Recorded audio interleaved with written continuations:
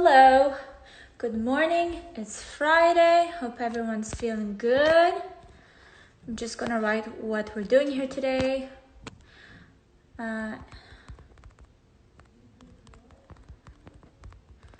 hello, Dr. Amira. I'm happy you're here. We'll need you. Intermittent fasting, how benefit? Okay, I'm gonna for now keep the comments open. Hey, Coach Gary, love you. I want to make sure that you guys are asking questions, but if it's going to be too distracting, let me know. So today, as you guys know, we're talking about intermittent fasting. The reason why I wanted to do this video again, because I feel like last time when we did it, it was a very base level understanding of what intermittent fasting is.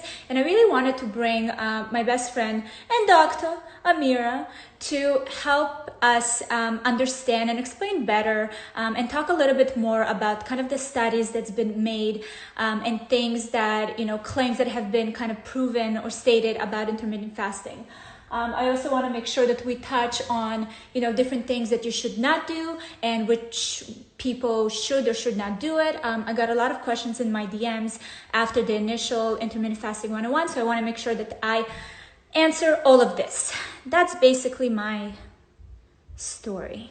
I started doing intermittent fasting about 6 months ago, or maybe, and it's been pretty good, pretty beneficial for me and my lifestyle. So we're going to talk a little bit more about that. Hello, you beautiful creature. How are you? Nice to see you. Nice to see you too. Okay, Amira. Yes. Let's get right into it. Okay. And let's talk a little bit about what is intermittent fasting and what is it? Tell me. Girl, it's what you've been doing for the last 6 months, but let's talk technically. You're so cute. I'm just trying to make sure you guys can see me clearly. Okay, so basically intermittent fasting the word fasting is just a state of no intake of nutrition or food or calories. So it's just no food. And then intermittent just means that you're doing it intermittently, so in different specific times. And it's been around for a long time. So back at the initial articles on it's 1970s, which is before our time. But yeah, so there's really 3 major methods of intermittent fasting, and I think people do different ones based on what works for them. So I think you and I do the same one, which is the 16-8. And so what that means is 16 hours of fasting, which means no caloric intake, and then 8 hours is our window to eat. So that's one of the more common ones, and a lot of studies are based on that. And then the other 2 is the 5-2. So what that means is 5 days of eating normally in terms of not having a period where you're fasting. You just eat how you would. And then you have 2 days where you have significant reduction in your caloric intake. So usually to 500 to 700 calories is what the studies show. And then the last one is every other day. So you basically every other day you reduce your caloric intake to 500 to 700. So those are the 3. The other 2 sounds like a lot of work. I know, right? I don't know how people do it. I actually tried it once. And honestly, I found 500 calories for me in a day is really hard. I'm just hangry all day. Yeah. So just, I feel you. So just to kind of explain what you and I, because we both kind of do the same thing. So we are, let's say I stop eating at 8 p.m. and then I usually wake up, have my coffee, and then I'll eat again at 12 or lunchtime, 12 p.m. Totally. And that's basically how it works. And if you think about it, it mostly is kind of a natural cycle. Even if you Google any, diet or anything weight loss, it will tell you don't eat past a certain time at night, 7 or 8. So it's kind of Wasn't what that usually big. people Was it do. hard for you to adapt, just to push the breakfast a little bit? Not at all, because I'll tell you what was interesting. My whole life, I've always been petite and I don't want to lose weight. And for me, I was always very scared of different diets. And especially when I hear calorie restriction or anything like that, or fasting, to me, it's an alarm going in my head. Yeah. So I really had to dive a little bit more about kind of the information, and you helped me a lot with just sharing your information and what you know with me, which made me realize what actually I'm doing. But yeah, it actually suited my life better not thinking about breakfast in the morning because it's like I'm in such a rush. And Yeah. usually people inhale their breakfast and like don't even mindfully eat it or enjoy it. Oh, yeah. So it helped. So let's talk about the proven benefits of intermittent fasting Totally. and what So, made you start doing that. oh, we're getting personal.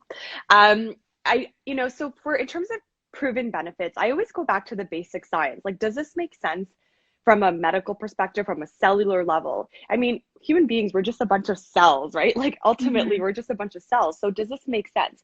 And the way I like to think about it is like, for example, our bodies, like, let's say a car, you could put, let's say I'm a diesel car. Technically, you could put other sources of fuel in it. It'll work, but it'll be broken down. The engine doesn't work as well. Maybe it'll rust if you don't take care of it. So the Mm-hmm. thing about intermittent fasting is it changes the source of fuel that fuels our body so that it's using fats instead of some of the other sources of fuel. And what ends up happening is that your body's like, whoa, what is this amazing fuel that I'm getting in my body? And it affects like all the different cell types.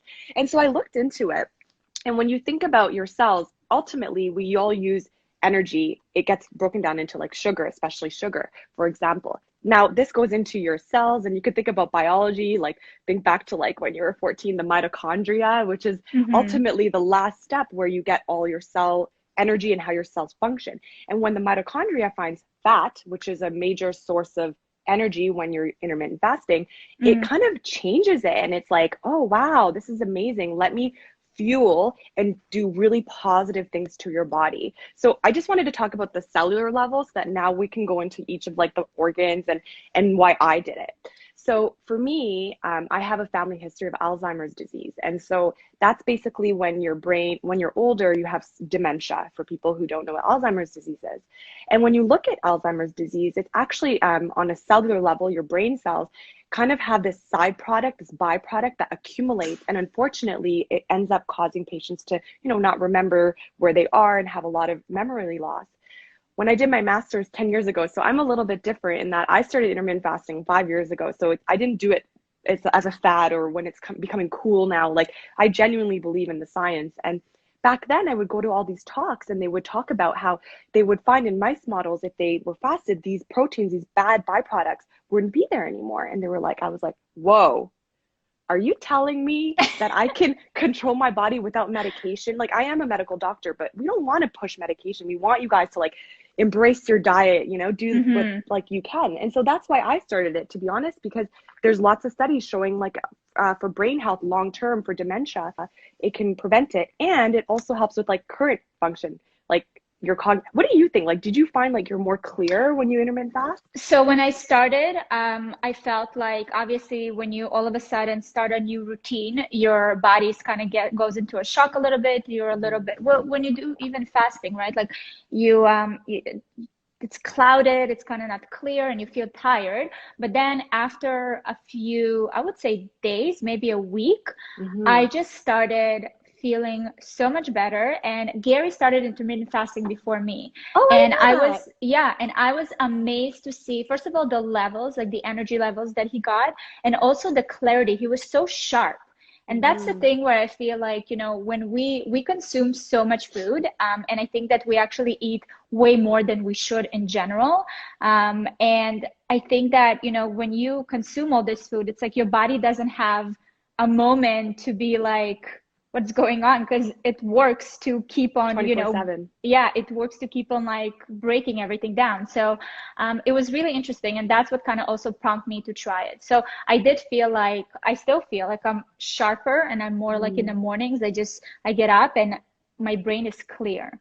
Yeah, and to touch on that from a scientific method, they've actually done studies like in mice models about the clarity piece. So in mice models, they can do those like mazes. I don't know if Mm, you like, they do those maze studies, and what they found is mice that are intermittent fasted are better at the spatial mazes. Like, they remember how to get from point A to B faster. They don't mess up as much, and they have more clarity. So that's like objective evidence to show, in a state of fasting, that there is clarity, right? So I think it just speaks to what you said. mm-hmm. You did it for the mental clarity as well, or? I did it mostly for the mental clarity because I know that a lot of people want to do it for weight loss. That was Mhm. kind of what pushed me away from it. Actually, I had to really make sure that I'm aware that I have to consume, enough calories during the day, and just make sure that I'm on top of it, because I do not want to lose weight. Yeah. And that's something that I also wanted to mention, that if you are interested in weight loss, like you said, right, it is very beneficial, because your body starts going into kind of the fat, grabbing the fat that's stored in your body and start converting it into energy, right? Because you Yeah. don't keep consuming things that it can take and store away. But if you are not interested in weight loss, there is a way to incorporate it into your life. You just have to make sure that you are consuming enough calories during the day. And I'm going to touch upon one thing that I've actually received. I received a DM and I told you about it. Mm-hmm. I received a DM from a follower, and they mentioned how, it's very bad for women's health, for hormonal health, for if someone's trying to conceive, things like that. So I actually messaged Amira and I was like, can you please make sure that you look into it, see what's been studied, what's been proven. So do you want to share a little bit of what you found? Yeah. 100%. And I totally agree with you, Valeria. I think we both have more petite body types. And I don't know about you, but for 5 years, I've been static weight. I don't know if you feel like in the last 6 months you lost a ton of weight. I haven't. No. I don't know. No, right? So I agree with Valeria 100%. Like, I think you really need to think about your body type. And for me, I also agree. I didn't want to lose more weight. Like in high school, it was called Skeletor, and I'm like, I'm not going back there. So, as a nutritionist, like, being calorie like conscious, like, okay, am I going to have this bag of chips, or am I going to have nuts that have great calories, like high calories, but great nutrition? And so it's really important you talk about that, because I did look into these studies. There is evidence that shows in rat models. So these studies were all done in rat models, that if you have them in an intermittent fasting state, you have a reduction in hormones, and the hormones are called LH and FSH, but ultimately their hormones would stimulate ovulation and to have a baby. And so ovulation is just when the egg is released into your body so that you can be fertilized. So there are studies that do support that. However, there aren't human studies that actually show that there is infertility. And I mean, I know you've only been fasting for 6 months, but I'm like, girl, you're fertile.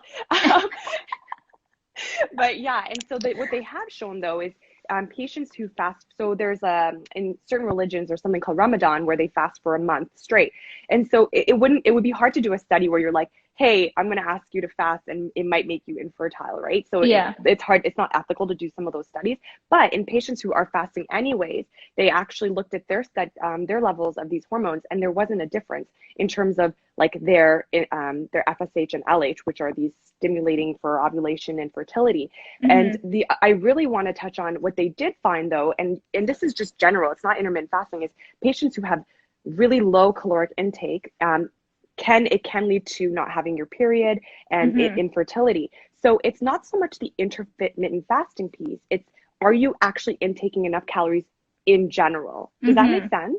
100%. So basically, even if you're not doing any diet in general, if you don't supply your body with enough calories and nutrients, your body will get messed up. So Exactly. it's the same basically thing in general as it is for intermittent fasting.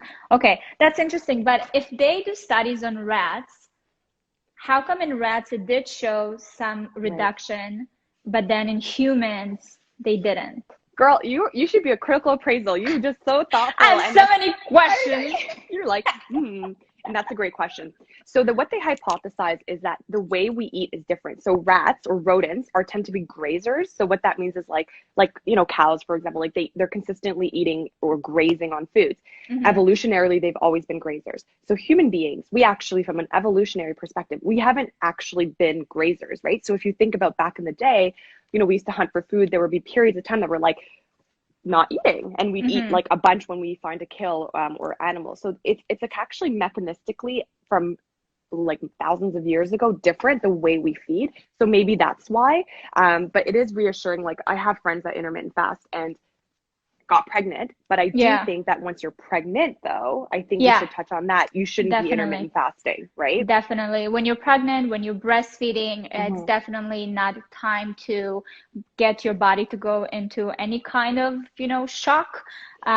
You are feeding another human, so you need everything. 100%. You need all the nutrients you can get. Also, we did mention how there are different conditions that you do need to look for if you're considering intermittent fasting. So, I mean, I always recommend to talk to your healthcare provider, and if they know your history, and if you have any kidney disease or mental health or anything like that, you want to make sure that, you know, they give you kind of the go. But that's definitely a very important thing to flag. So we talked about the brain health. We talked about hormones, which was very important. I wanted to touch on that, about just women's health. What else has been kind of proven to benefit from intermittent fasting? Yeah, so most of these studies actually do relate to weight loss, and kind of like the positivity from a cardiovascular heart disease perspective, type 2 diabetes. So it's very interesting because when you think about consuming, I don't know, a piece of bread, and you take that, you eat it, and you break it down, it goes into your body, you have sugar, so glucose, right?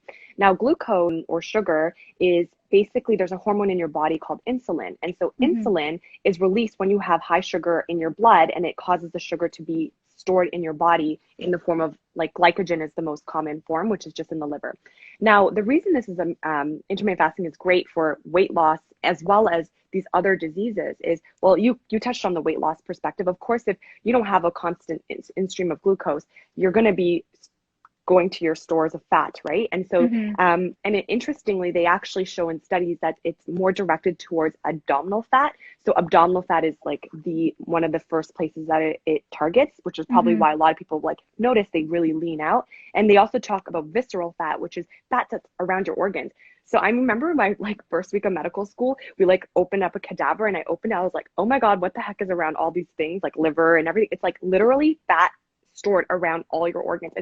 It's crazy. I had no idea. I was like, oh my goodness. And so it's not healthy for your body to be soaked in fat like that. So it actually also targets the internal fat. So even if you don't see it on the outside, it's happening on the inside, you know? So that's like the weight loss perspective from a fat directed weight loss perspective. And then I think it's super important for people to think about, I know, right now we're young and fresh and we're yeah, I'm good. But, as we age, our organs, our arteries are unfortunately can get caked with things like high cholesterol and what we call atherosclerosis. I know it's a really long word, but basically it's what leads to ultimately things like high blood pressure and heart attacks, right? And so what they've shown is that by intermittent fasting, which I think is freaking amazing, is that, let's say for me, back in the day when I was in university, I would be eating Taco Bell and McDonald's. Okay, I did it. It happened, right? And I'm like, oh my God, my poor arteries have this little layer of cholesterol on them.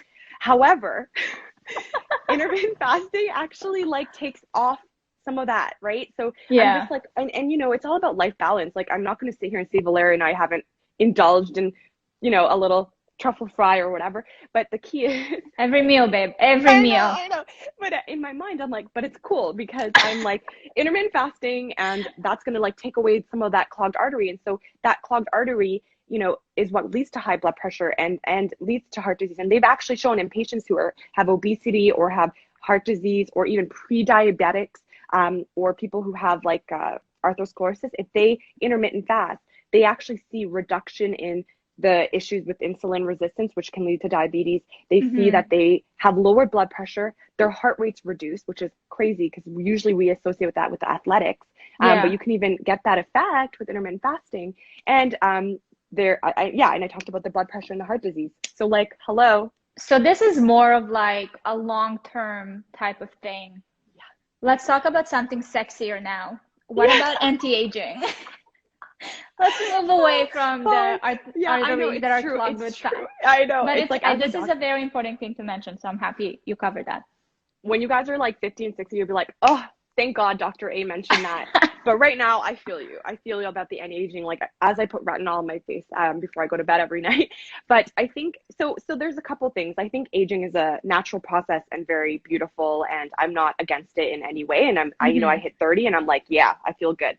But I think that there's gracefully aging, and then there's, bad premature aging. Premature, exactly. That's the perfect word. Thank you. And so when you think about wearing stuff like sunblock, why do we wear sunblock? The reason is because, it hits our skin and it causes DNA damage, right? That's ultimately what happens. So what's great about intermittent fasting is, I know as a nutritionist, you must hear the word antioxidants all the time. Oh, we need to eat antioxidants. I mean, I think it's fruits and stuff, right? Yes. Yeah, exactly. So what's great about thank you. What's great about intermittent fasting is it pushes your body to be in a state where it creates antioxidants. So it's like a natural way, and not that eating fruits is of course natural, but an additional way to have your body undergo DNA repair. And so and it's really amazing. And I'm not going to geek out on you because I've actually looked at this on a cellular level. I'm like, oh my God, on a molecular level, the types of enzymes that are activated cause DNA to be repaired. And you're like, whoa, that's amazing. So what happens is you have this, the sun hits your face and you put the sunblock and you try, but it still gets damaged. And now you have this intermittent fast. It's like going to go and repair the damaged cells. It's going to produce antioxidants in that state. And then the last thing is that it gets rid of the old ugly cells. It's like, oh, you're a really damaged cell. We need to get rid of you. And this is called autophagy, where it actually gets rid of the older cells. So you have like what do you call it? Regeneration? Like, regeneration. Thank you. Yeah. I'm so happy I'm here. I know, thank God. Listen, so the funny thing, so after, once I started doing intermittent fasting, I love getting into details and know all this information. So I actually found this book and I shared it with you. It's called Lifespan by David Sinclair, who is, I think he heads the research department on longevity and anti-aging, not anti-aging, longevity specifically.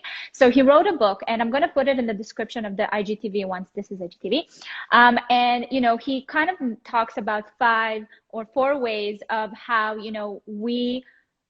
he identifies aging as a disease that doesn't have to happen this quickly. Right? Because he says that the way we live, we haven't as humans come to a place where we've been optimizing, everything that we can to make ourselves live longer. Because what we see today is that you age, but you don't age well. It's like there's all these diseases and heart disease and, all these things that we want to prevent. So he talks about these 4 or 5 steps that you can take to make sure that your body is optimized. And one of them is intermittent fasting. And there you really go into he goes into really like the cellular, molecular, schmolecular level, where he just describes so much that my brain was like popping. But you understand everything, and I thought that was such a great resource for me. Now, I do want to mention though that, we live in a society now where there's obviously a lot of medical studies done about different things, but there are certain things, like let's say, they used to say that cigarettes are not harmful, and now it's like, right? So I also wonder with these things that, there are studies that were done. Are we going to get to a point where one time, like in 10 years, they'll be like, oops, sorry, intermittent fasting is not good for you? Psych. That's an amazing point. And, I think even as a medical doctor, it can be frustrating. Like I could even talk about food allergy, right? Like that's we used to tell parents to avoid all those foods until the kids 1. And now we realize that causes food allergy. And we tell them, oh, sorry, psych, you need to do it at 4 months, right? So I totally see where your apprehension is coming from. I can't predict the future. I can say that this has been around for 30 plus years. I can say that. I can say that the medical evidence that I looked at, and it's published in the New England Journal of Medicine, which is one of the most reputable journals ever, that just got published last year. And, they hopefully publish things that make sense. And to me, if it makes sense, it's like that the logical, I look at the medicine and I'm like, that makes sense. If this is the path that's being activated, that is an anti-aging pathway. It should work, right? So I hope that it's not a phase, because I just lost 5 years of my life of eating after 8. There's a lot. You have to catch up with a lot of I know. meals. I'm going to be like, hey, girl, let's meet at 9 p.m. every day. But, I know. But I see what you're saying. I think that there's also, I like the fact that it is done with humans a lot and not just rats or mice, which I find that every time I read a study that's been done with mice and rats, I'm just like, I don't know. Are mice more identical to the way we function as humans? Okay, I'll talk to you about this later. That's a whole other IGTV. Okay. Are rats like humans? Yes. Okay. So and then I want to talk about so we did brain health, we did heart health, we did anti-aging. Is there anything else? I do want to touch on cancer. Okay. I think that's a huge one. I think Yeah. because a lot of as I think even in the book, like we're not aging gracefully. And I think I wanted to mention it recently with DNA repair and autophagy, right? Like that, because what is cancer? Cancer is literally a cell that's gone out of whack, right? It's just like replicating when replicating. It's actually from your own body, but it's just kind of like lost its way. And it's like the Matrix. It's like boom, boom, boom. All of you guys are going to convert into me, right? And so it's interesting because, and this is super new, like it's not proven, and but I want to put it out there for people, you know, so certain brain cancers, like, and other cancers called like glioblastoma, blah, blah, blah, schwannoma. But ultimately, it's different types of cancers. They've definitely showed in human studies that patients can have like either like stable size of tumors. And in ricin models, I know you don't like those rodent models, but in ones that have tumor producing genes, they've shown that either the tumors will get smaller or they respond better to treatment. So that's another thing. And I think it's just a matter of time right now, like that those studies will be coming out because they're already putting them, they're currently in trial right now. And so that's just something else to think about, because I think a lot of us are affected by that, and then or have somebody affected by it. And the last thing is anti-inflammation for things like autoimmune disease. So yeah, so it's actually interesting. Although I did start it for Alzheimer's disease, back 5 years ago, I read about this lady who had multiple sclerosis. She had a book, and she did intermittent fasting. And, you know, for people who don't know, multiple sclerosis is a type of disease where your body kind of attacks itself in the brain and the spinal cord. And there's other types of autoimmune disease. And autoimmune just means when your body self-attacks itself.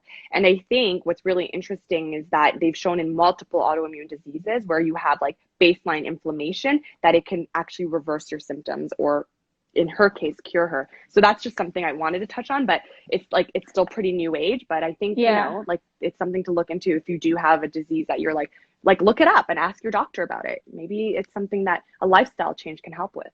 Yes. So again, I want to note very, very important things. Always talk to your doctor about any really, you know, step that you want to take with your health. I think that's very important. To make sure you consuming enough calories. You do need to eat. It's very, very important for your body, and obviously make sure that those the right calories, like you mentioned, a bag of chips versus, you know, a bag of almonds. Like the almonds maybe have more calories, but it will give you so much more nutrients. Almonds probably won't have more calories than a bag of chips. Anyways, I don't know. So I'm gonna call you about this later. And then that's very, very important. And then I wanted to talk to you now about kind of how you incorporated it into your lifestyle. And I'm going to talk about how I incorporate into my lifestyle. So for you, was it difficult to start like practicing that, considering, let's say, you were going to school and things like that? Was that like... Yeah. It was actually, to be honest, it was harder for me initially because I was on call a lot. So like when you do your residency, which is when I started it, I had like 30-hour calls. So that means I'm up at the hospital for 30 hours. And so what ended up happening, I found, to be honest, is that like I would end up not eating just because I'm so busy. So then I wouldn't have had enough time to consume the amount of calories that I should have. And to be honest, in that state, I definitely lost weight. And I was finding that it wasn't conducive to my lifestyle. And I was like flexible about that. I was like, you know what, on days that I'm on call, I'm not fasting, whatever. And so I think people just need to recognize that there's flexibility. This is not like you have to do it. So yeah, initially it was hard for me. I think now that I'm in private practice, it works amazing. As you said, like I'm out the door in the morning. I take my coffee black now. So, and I'll just see my patients at 12, and I just have a really long lunch, and I just like take my time and I eat, and I love it. I love that. Self-care. Yeah. Love that. And so it's really great for me now. And I actually don't, and I want to mention this, I like on weekends, like if you and I go out, like I'm not like, okay, Valeria, I'm not eating at 8:30, right? Like, don't let it affect your enjoyment of life. Right? I agree. And I think that's what made it possible for me. I enjoyed the aspect of the breakfast because I didn't really, first of all, I had to break that belief that if I don't eat, I'm gonna lose weight or pass out, because I do have like low blood sugar. So I thought that's gonna happen. But again, it's really much of like being in tune with your body and, you know, feeling what you feel and then giving it whatever it needs to be given. Sometimes I will, like before a workout, because I have low blood sugar, make sure that I have a banana and maybe some like almond butter before my workout. So that's, to me, is important. But so I'm not very strict about it. It's just kind of an overall thing that I follow. But again, if we go out socially, you know, during the week with friends, I don't fast. If we, on the weekends, let's say with the kids, we have a tradition of making whatever pancakes, I don't fast. So I think it's just being like, you know, alter it to your own kind of needs. But I think that it's very important to know the benefits, and that's why I wanted to do this live with you, so you can really, you know, see if that's something that you want to look more into, talk to your doctor about, and see if that, you know, might help you with whatever goal you have. I totally agree, and I think that it was very useful, and I made a video about this on YouTube too. If you want to go into the more the nitty gritty, it's something that like you could look in. She made a video and it was so long that she had to put it in 2 parts because she really went into all the cellular details. So if you guys are interested, I'm going to do a swipe up to it and you can check it out. There's a lot of information there. I love you. Thank you so much. I love you too, babe. Can't wait to hang out in real life one day. Yes, soon. I'll call you later. Bye. Bye.